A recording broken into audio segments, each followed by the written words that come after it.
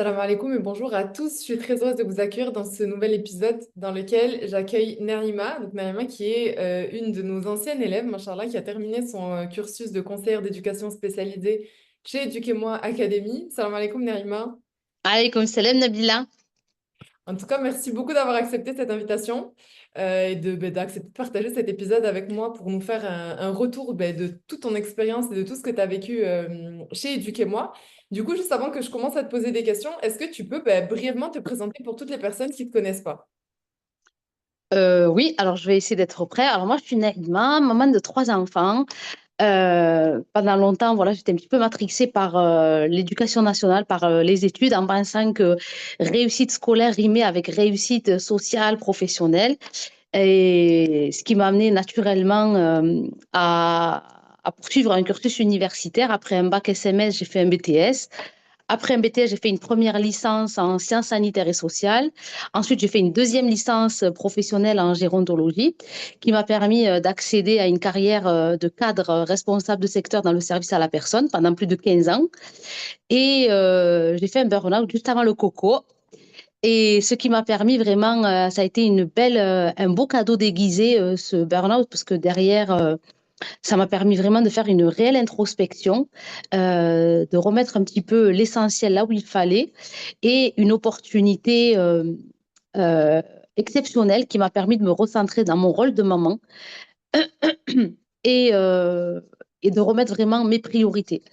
Et en étant plus présente auprès de mes enfants, eh bien, j'étais plus attentive à leurs signes et il y a eu comme un effet miroir. Donc, dans leurs propos, je sentais bien que, en étant présente et vraiment en comprenant ce qu'ils me disaient, j'ai découvert en fait que j'avais un fonctionnement, mon fils, surtout l'aîné, m'a reflété en fait un mode de fonctionnement qui était assez particulier et ce qui m'a amené naturellement à me former, à faire des recherches.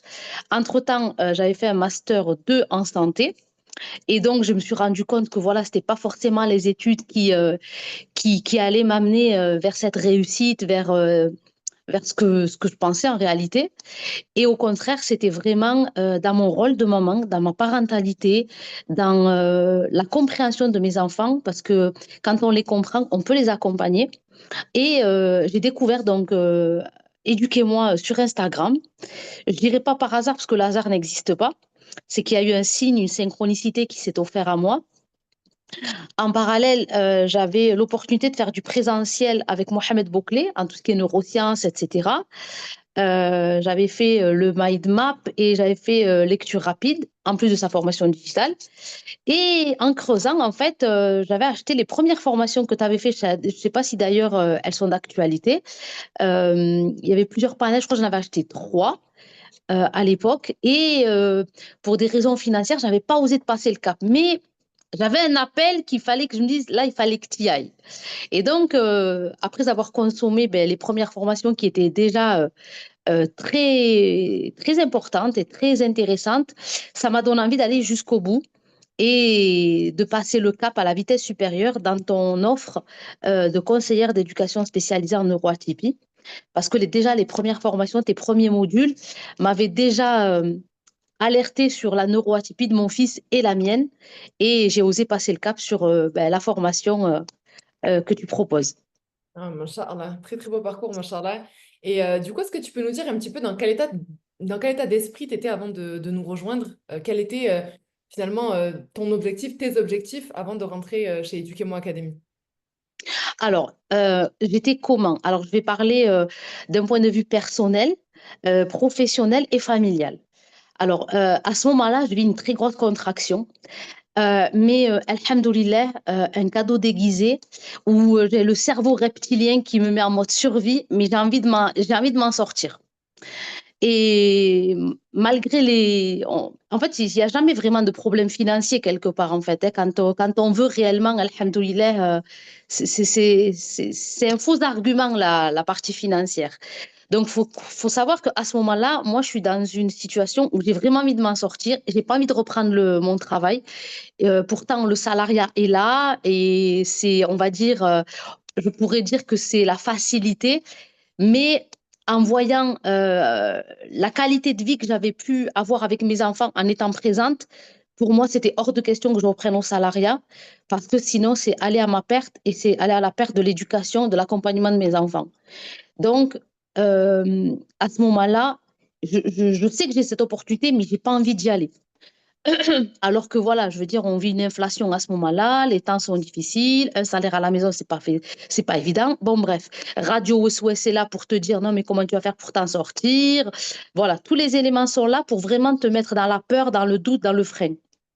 Et d'un point de vue familial, eh bien, voilà, je sens que ma présence auprès de mes enfants, le fait d'être attentive, présente auprès d'eux, ben, je sens qu'il se passe quelque chose, qu'il y a une meilleure qualité de vie, une meilleure éducation. Parce que quand je travaillais, en fait, j'avais une vie, mais vraiment cadencée, en mode pilote automatique, et où le soir, c'était, t'as fait tes devoirs, t'as fait ta douche, ta, ta, ta, ta, ta, ta.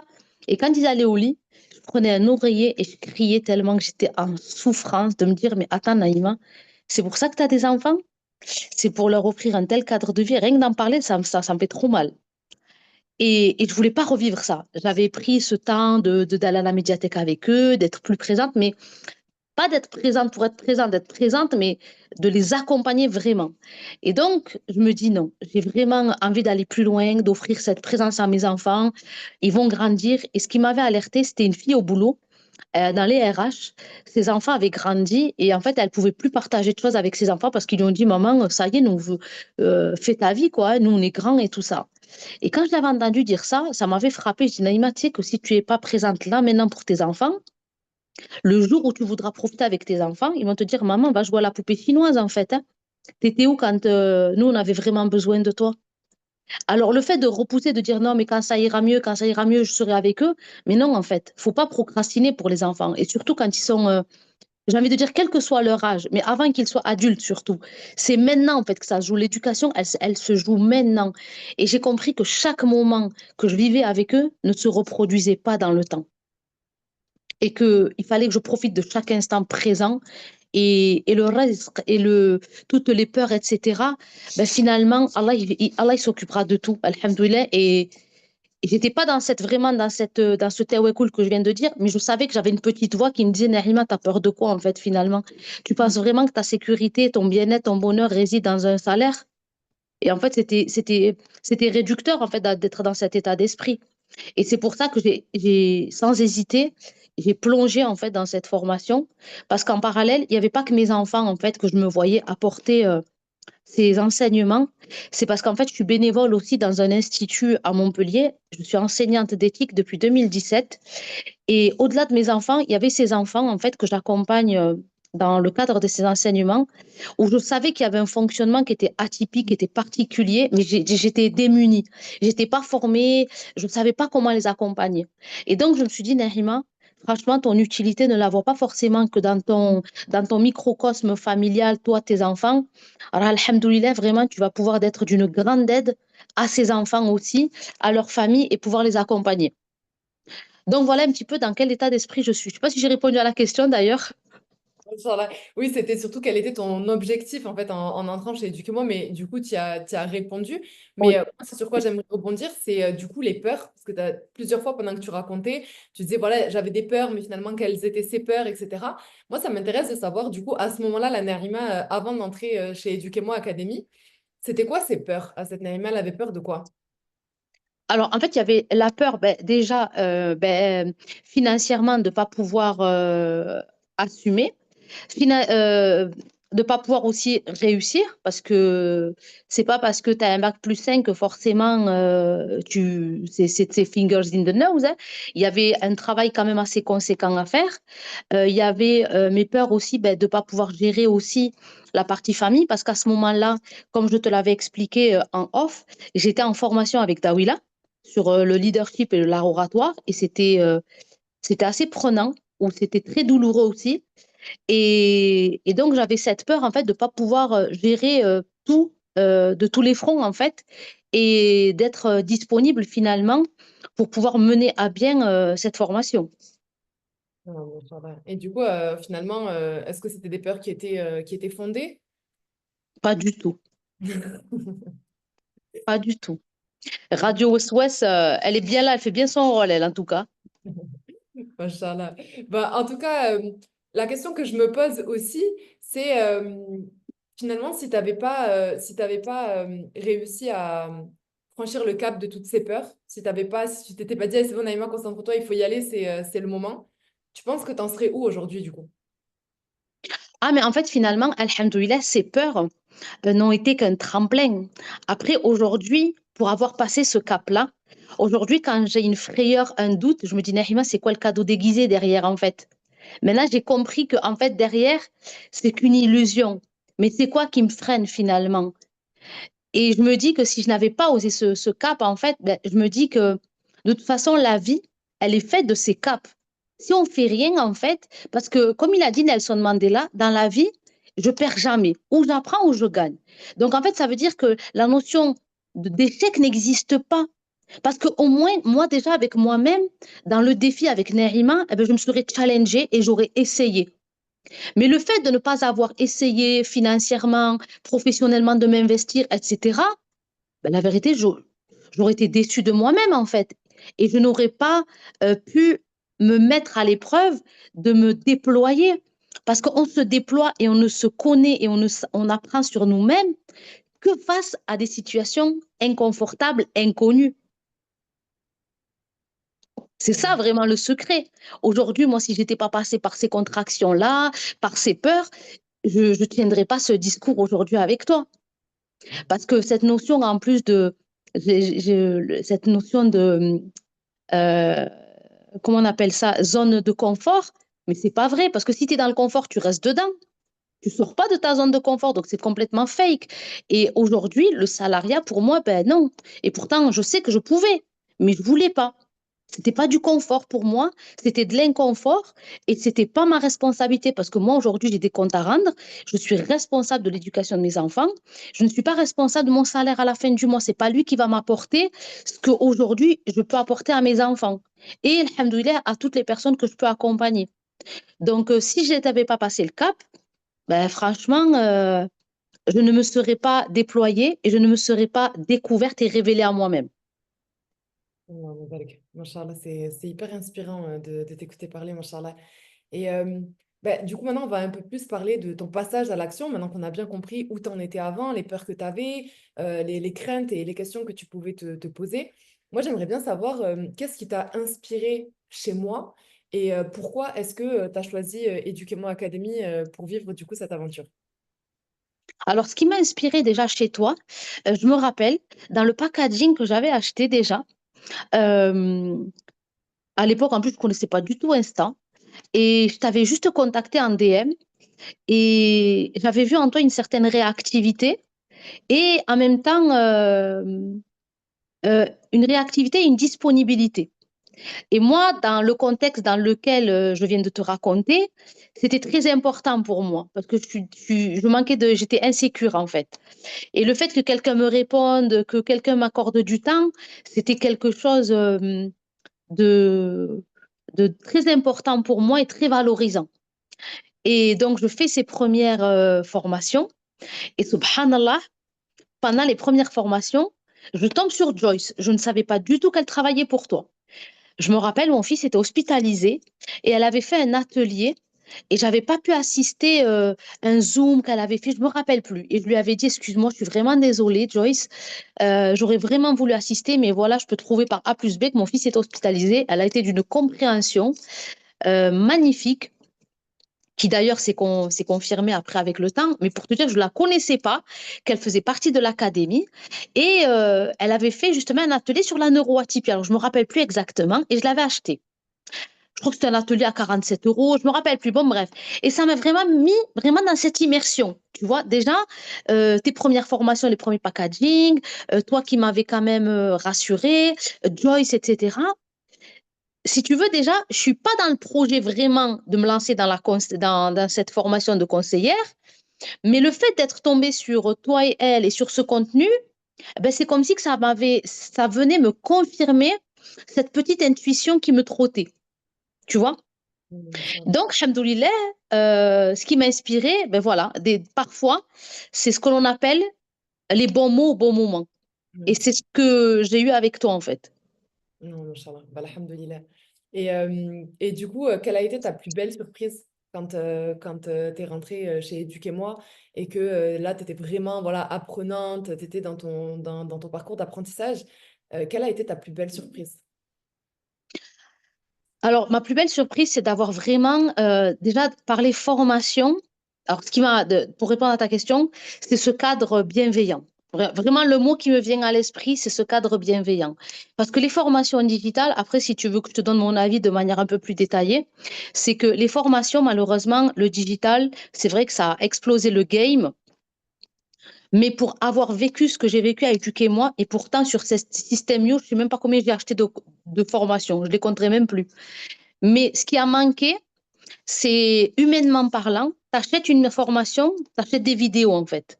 D'accord? Voilà ce que tu achètes. Éduquez-moi, j'ai acheté une formation, mais derrière, j'ai acheté un accompagnement humain, déjà avant tout. Sans parler du contenu. Parce que, en fait, la base qui m'a vraiment aidé à réussir, à m'investir, c'est ce côté humain, en fait. Et ça a été la base parce que si j'avais pas ressenti cette bienveillance, cet encadrement, ce souci de vouloir m'accompagner, parce que le hasard n'existe pas, mais il a fallu que je tombe sur Joyce comme mentor quand même. C'est vrai, subhanallah. Donc, voilà, alors que j'avais acheté l'atelier, j'étais, mais subhanallah, quoi. Bref, donc, qui dit formation, voilà, moi, ce qui m'a vraiment surpris, très positivement, c'est la dimension humaine. Parce que quand on est bien, en fait, on est bien dans sa tête, on est valorisé, eh bien, il n'y a pas de raison de ne pas réussir, en fait. Parce que quand on est vraiment à l'ouest, ben voilà, on est livré à nous-mêmes, pas de contact humain, etc. Ben, la façon de cheminer n'est pas la même en fait. Alors que là, on sent que voilà, il y a des mentors qui sont là, on est disponible, n'hésitez pas, il n'y a pas de questions bêtes. Ça, c'est quelque chose que vraiment, vraiment, c'était même pas le dire pour le dire, parce qu'il y en a qui le disent, mais ils n'ont pas envie de rendre service. C'est vraiment le swab. C'est vraiment, je te le dis, parce que voilà, pour te rendre service, quoi, je fais la pro. Non, là, les filles, que ce soit Amy, que ce soit, que j'oublie personne, Margot, Joyce et Oui, Fatiha. oui. Voilà. Donc, toutes, vraiment, bon, une petite quand même cerise pour Joyce, mais les quatre, vraiment, ce cadre de bienveillance, top, vraiment. Après, il y a eu la formation. Alors, je ne sais pas si je m'avance un peu trop dans tes questions, mais Non, vas-y, tu peux y aller, en t'inquiète. fait, donc après, donc, humainement parlant, déjà, ce cadre bienveillant, en fait, j'ai ressenti, alhamdoulilah, ce qui m'a vraiment rassurée, parce que pour avoir été dans une entreprise, en fait, un chef d'entreprise, en général, il délivre quelque part son mindset auprès de tous ses maillons. Et à travers Éduquez-moi, ce que j'ai ressenti, c'est qu'en fait, tes valeurs, ta bienveillance, ton empathie, etc., eh ben, elles transpiraient auprès de tes mentors, subhanallah. Et même toi, je me rappelle, bon, je sais que tu as d'autres chats à fouetter, mais pour le peu de t'avoir sollicité, eh ben, tu as toujours été disponible. Tu m'as jamais dit, va voir avec, il faut que tu voyes avec Joyce, c'est pas avec moi qu'il faut traiter ça. Alors que tu aurais pu, mais tu n'as jamais fait ça, subhanallah. Et j'ai trouvé vraiment cette valeur d'humilité, en fait. Et pour moi, l'humilité, c'est quelque chose à laquelle j'accorde beaucoup d'importance, parce que c'est une grande richesse, en fait, l'humilité. Et même les filles. Donc, il y a eu cette dimension vraiment de bienveillance humaine. Il y a eu la qualité du contenu qui est très riche. Ton contenu à toi, déjà dans tes vidéos, les documents à télécharger, etc. Il y a la partie professionnelle, toutes les interventions qu'on a eues. Masha'Allah, Allahumma barik, vraiment, tu nous as offert vraiment un panel 360 sur la prise en charge en fait cette neuroatypie, que ce soit à travers soumis à la psychologue, je me rappelle plus la personne qui nous avait fait le MBTI. Bref, on a eu vraiment un panel d'intervenants professionnels qui venaient étayer la partie contenu théorique. Et ça, je trouvais ça vraiment exceptionnel. Alors, je ne sais pas si je peux parler de la partie business. Ça aussi, ça a été vraiment le pompon. Mais vraiment, la partie business, moi, j'ai manqué un peu d'assiduité parce qu'après, alhamdoulilah, quand j'ai été certifiée, j'ai perdu un peu le fil. J'étais aussi dans l'euphorie et après, je voulais tellement me déployer que je n'étais pas forcément disponible. Mais il y a Myriam aussi, Myriam, machallah, qui s'occupe du pôle business. Alors ça, je trouve que c'est vraiment un plus et c'est énorme parce que quand on se lance déjà dans la formation et qu'on ne connaît pas trop, ça peut créer un climat d'insécure. Mais le pire, c'est que quand on veut se déployer, aujourd'hui on le sait, les réseaux sociaux sont un moyen, sont un canal ben, de commercialisation. Et quand on ne sait pas par où commencer, quand on ne sait pas comment ça fonctionne, quand on n'est pas les rouages du business et que tu as créé ce pôle business, ben, la vérité, déjà, j'ai été rassurée sur la partie théorique, mais sur la partie business, j'ai envie de dire, Hadja le top, quoi. Vraiment, t'accompagnes vraiment de la théorie au déploiement. En fait, ça a été ça. Vraiment, OK, tu as compris, tu vas accompagner. Maintenant, comment tu vas accompagner pour rentabiliser, pour monétiser ton activité? Et ça, je trouve ça, mais vraiment jackpot, quoi. Bah, alhamdoulilah, Alhamdoulilah. ça me permet d'embrayer sur la question d'après, c'est-à-dire, du coup, ben, est-ce que tu as pu te lancer, toi, derrière, en tant que conseillère d'éducation? Est-ce que tu as pu accompagner des familles, des professionnels? Qu'est-ce que tu fais, du coup, aujourd'hui, depuis que tu as été certifiée? Alors, aujourd'hui, alhamdoulilah, avant de répondre vraiment sur cette question, en fait, j'ai compris que quand j'ai sorti la tête de l'eau, avec toutes les épreuves que j'ai eues, la certification, etc., j'ai voulu vraiment offrir un bout de mon histoire quelque part. Parce que la plus belle chose aujourd'hui, je porte la conviction que la plus belle chose qu'on peut partager, c'est celle qu'on a expérimentée. Et pour avoir expérimenté ben, cette neuroatypie auprès de mes enfants, auprès de moi, dans mon couple, dans ma famille, etc., eh bien, j'ai compris que il y avait un système de wagons qu'il fallait relier les uns aux autres. Au départ, j'étais focus sur l'enfant, d'accord? Donc, j'ai dit, je vais accompagner les enfants. Mais en fait, je me suis rendu compte que l'enfant, finalement, n'est qu'un miroir de sa mère, de son parent. Alors, je dis sa mère parce que, alhamdoulilah, en tant que mission de vie que nous avons, big up à nous, les mamans, euh, je, je dis que mes enfants ont été plutôt. Il y a un miroir qui s'est joué avec moi, même si le papa aussi il a sa part. Mais voilà, donc je me suis rendu compte que en fait, ce qui manquait dans mon histoire de vie et dans ce que je voulais vraiment partager pour impacter, je me suis dit, mais en fait, Naïma, aujourd'hui, tu accompagnes l'enfant. Mais quand tu vas l'accompagner, ton intervention va être limitée dans le temps. Ça va être quelques heures. Allez, peut-être, je ne sais pas combien d'heures sur le forfait que tu as proposé, je ne sais pas. Mais je me suis dit, mais Naïma, pour l'avoir vécu, toi, la personne que tu devrais accompagner en number one, c'est la mère.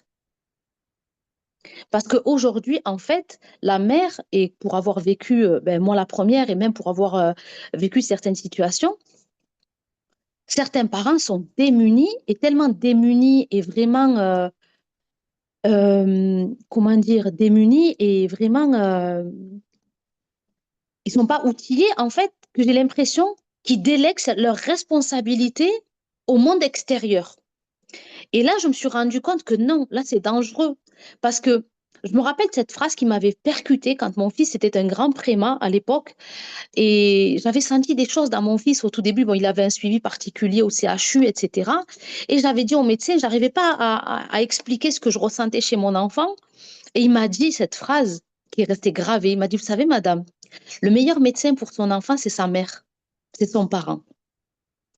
Et cette phrase, elle n'est pas tombée dans l'oreille d'une sourde. Pourtant, je ne savais pas ce que c'était la parentalité, je ne savais pas encore ce que c'était la neuroatypie. Et donc, aujourd'hui, euh, ma mission vraiment, c'est d'accompagner d'abord ces mamans à les aider à reprendre leur pleine responsabilité. Parce qu'on ne va pas se mentir, combien de professionnels se trompent dans le diagnostic. Et c'est OK, c'est humain. Par contre, une mère, elle n'a pas le droit de confier la compréhension de son enfant à l'extérieur. Si toi-même, tu ne le comprends pas, est-ce qu'un psychologue, au bout d'une intervention, il va connaître ton enfant? C'est pas possible. En plus, il suffit que voilà, ce jour-là, avec tous les facteurs qu'il peut y avoir, l'intervention, la consultation chez le psy, elle va pas être à la hauteur de ta compréhension que tu as de ton enfant. Et il existe quelque chose qui s'appelle l'intuition qui ne trompe pas. Donc ça, alhamdoulilah, aujourd'hui, je me rends compte qu'en accompagnant, eh bien, je, je me dis, la maman, la mère, elle a toute sa place d'abord. Parce qu'elle-même, on se rend compte qu'elle est elle-même neuroatypique, en fait. Donc, lui donner, elle, les billes pour qu'elle se comprenne, parce que quand elle va comprendre comment elle fonctionne, eh bien, elle aura plus de rahma, elle sera plus attentive, bienveillante sur le fonctionnement de son enfant. Parce que le fait qu'elle ne se voit pas, qu'elle ne se rend pas compte, elle, qu'est-ce qu'elle dit? Elle a l'impression que son fils, il n'écoute pas, il le fait exprès, etc. Donc, elle est tellement à bout qu'elle confie ça aux professionnels. Parce qu'en plus, je vais pas rentrer dans les détails, mais en plus, au niveau de l'école, la moindre attitude aujourd'hui, on met facilement des étiquettes. Il faudrait peut-être consulter, il y a peut-être suspicion de TDAH, ça va très vite. Donc, aujourd'hui, si on ne donne pas les outils à une maman pour qu'elle soit armée, qu'elle comprenne son enfant déjà, eh bien, le résultat, si tu veux, l'accompagnement de l'enfant ne va pas se faire dans des bonnes conditions. Et ce qui m'a amené au-delà, c'est que quand on dit parent, il y a aussi la sphère du couple. Donc, une maman aussi, encore faut-il qu'elle soit disponible, qu'elle soit présente, mais en présence, en conscience auprès de ses enfants. Et donc, quand ça ne va pas dans le couple, eh ben, forcément, ça ne va pas le faire non plus. Donc, ce qui m'a amené naturellement à me former aussi en tant que psychopraticienne, donc j'accompagne dans le couple, mais j'ai envie de dire que même avant le couple, c'est le choix du bon conjoint. Mm. Donc, j'accompagne de la conjugalité à la parentalité jusqu'à la scolarité. D'accord. Donc en fait, la formation de conseillère d'éducation, elle est venue ici comme un complément et du coup, tu l'utilises au quotidien dans ta vie professionnelle quand on arrive du coup à ce volet scolarité, etc., pour pouvoir justement proposer une meilleure compréhension de l'enfant et sur ses particularités. Donc, Voilà. Alors, pas forcément scolarité, mais il y a des fois des mamans qui se rendent compte qu'il y a quelque chose, mais elles n'arrivent pas à mettre des mots où l'école n'a pas forcément soulevé. Et elle est dans une démarche vraiment préventive et où elle demande d'avoir un complément d'information, d'être accompagnée, d'être informée, etc. d'accord, ok, machin. Donc c'est vraiment très complet. C'est vraiment très... Voilà. Ouais, alhamdoulilah. En tout cas, c'est beau à voir parce que tu m'avais déjà parlé un petit peu en off du coup de tes différents projets, Oui. de ce que tu voulais mettre en place. Alhamdoulilah, je suis vraiment très heureuse de t'entendre encore une fois en parler et voir Ouais. que ça prend une jolie forme, Allah Hibalek. Vraiment, je suis Alhamdoulilah. très très contente. Et du coup, si tu devais dire quelque chose à une personne qui souhaite nous rejoindre mais qui hésite encore, qui a peut-être des peurs comme tu avais peur, qui se pose peut-être des questions sur l'après, sur sa vie professionnelle, sur le fait de pouvoir être conseillère d'éducation, mais se lancer et vivre de ce métier, qu'est-ce que tu voudrais lui dire à cette personne-là? Alors, déjà, quelle est la nature de sa peur? Et quelle que soit cette peur, ce n'est qu'une illusion. Parce que notre message, il est plus important que notre peur et il est plus grand que notre personne. Parce qu'on n'est pas venu dans ce monde pour boulot, métro, dodo. On est venu parce qu'on a une responsabilité, que ce soit auprès de nous, déjà en premier, de s'honorer, de se respecter et de comprendre comment on fonctionne, mais surtout, surtout, d'honorer notre mission qui est un khalifa. C'est quoi une khalifa? C'est que tu as une mission de vie. C'est que il est important que le potentiel que tu as, eh bien, tu le mettes au service de l'autre. Donc, si cette peur, c'est j'ai pas de potentiel, ben, essaye et tu verras, révèle-toi. Le mot peur n'existe pas en réalité. Le mot peur est un concept qui est récupéré par tous les mécanismes de l'ego. Donc, il dit l'ego, dit shaitan, parce que shaitan, son but, c'est pas de te faire propulser, c'est vraiment pour te faire freiner et t'amener avec lui dans les ténèbres. Donc, j'ai envie de dire que les peurs, elles n'existent pas et que une personne qui doute, ça veut dire qu'elle a déjà une intuition d'aller vers cette formation, et bien, de la pousser à aller au-delà, que cette formation va te permettre d'accompagner des générations futures, en fait. Et ça va te permettre vraiment de faire gagner du temps, de faire sortir de la souffrance beaucoup de parents, d'enfants et de rassurer. Et ça, je trouve que un métier comme celui-ci, alhamdoulilah, aussi valorisant, aussi vraiment avec tout ce qu'on peut apporter, parce qu'il ne faut pas croire, hein. Moi en tout cas ce que j'ai compris, c'est que à travers les situations que j'accompagne, je me nourris et j'en apprends tous les jours en fait, hein. C'est la théorie, c'est très bien, attention, hein, ta formation, elle est très complète. Mais ce que je dis, pour l'avoir vécu au début, ouais, mais je suis pas légitime, je connais pas assez. Mais en fait, on apprend sur le tas. Et Allahumma barik, toutes les situations sont nourricières d'un savoir, d'une expérience, d'une expertise. Et c'est ça qui va faire que tous les jours, on acquiert une expertise j'ai envie de dire, une excellence quelque part du métier. Donc voilà ce Inch'Allah. que je pourrais dire. Franchement, barakallahu fik, Naïma. Vraiment pour ton temps, pour ton énergie. Ça a été un grand plaisir pour nous de t'avoir comme apprenante, d'avoir rencontré une aussi belle personne que toi. Vraiment, qu'Allah te préserve et qu'il t'accorde le meilleur dans tous tes Ouais, projets, dans tout ce que tu peux, dans tout ce que tu peux mettre en place. Et, euh, Amine, et vraiment, merci beaucoup pour ton temps. Vraiment, jazakallahu khairan, ça a été un grand plaisir de partager avec plaisir. avec toi cet épisode.